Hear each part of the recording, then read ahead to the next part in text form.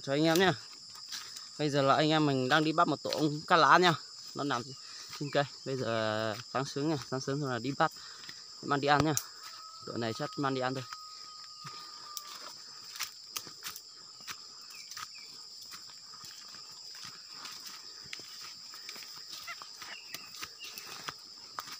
Bây giờ đang lên dốc nha, gần tới rồi.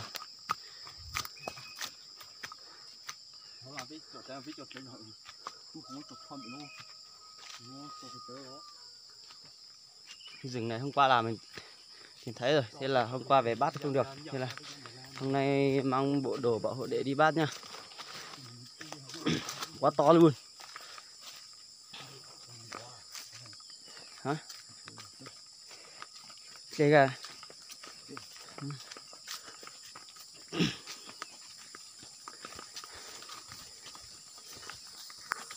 Đấy nhá, mọi người nhá, ông ở trên kia nhá. Đây rồi, đây rồi. Nó khó lô hò. Nó khó lù thế vào hò. Mày la luôn vậy.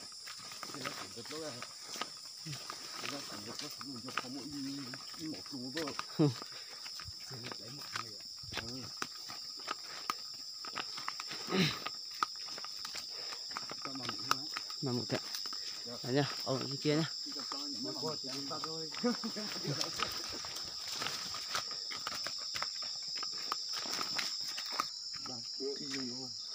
Lên hỏi luôn. Gần tới nhá, trông nó nằm ở trên cây nhá.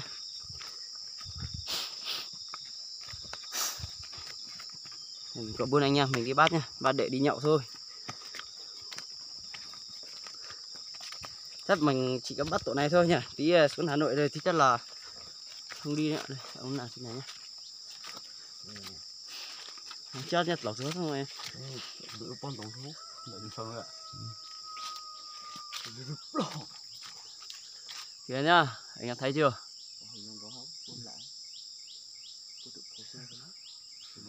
Kìa nha.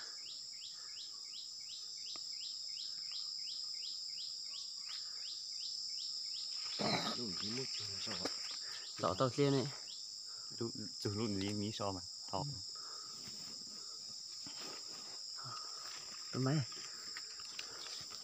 Bây giờ mặc đồ bảo hộ nhá.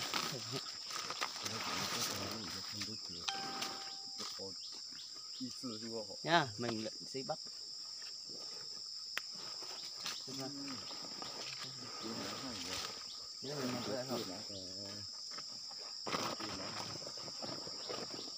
Nó đâu thôi. Hả? Không thấy chẳng thấy đâu. Bây giờ họ tụi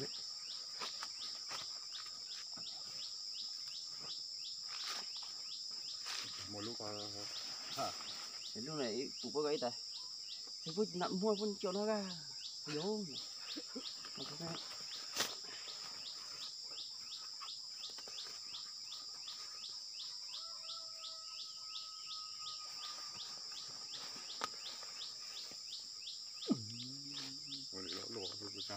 thử luôn sang thẻo bên ngoài lùi của họ chứ họ thì chuột đi nè thầu cái kia mà mọt trong là chuột trong cửa họ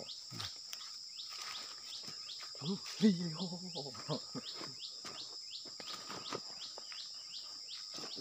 cận quỷ rồi chúng ta lục bằng conนั่นแต่ต้องcái gian ta tới nhớ đấy rồi nhà chia ta đấy hồn tiền để cả luôn đó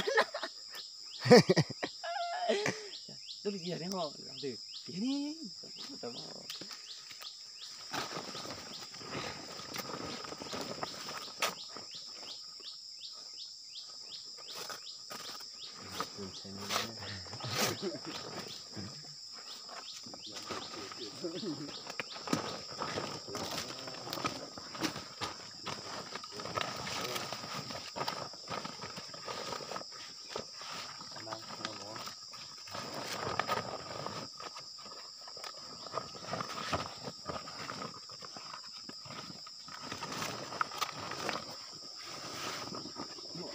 họ chia thằng này họ ít chia lá rồi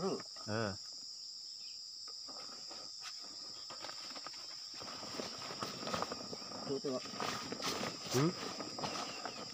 mua được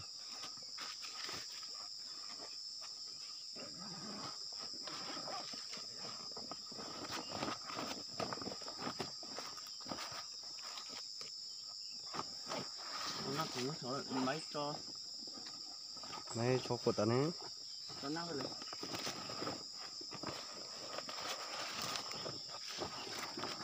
cột ra thôi à đặt tay cái khói quá cổ thấy thôi mới là nã sau nó lạt lại từ bộ đến nào cũng buôn đông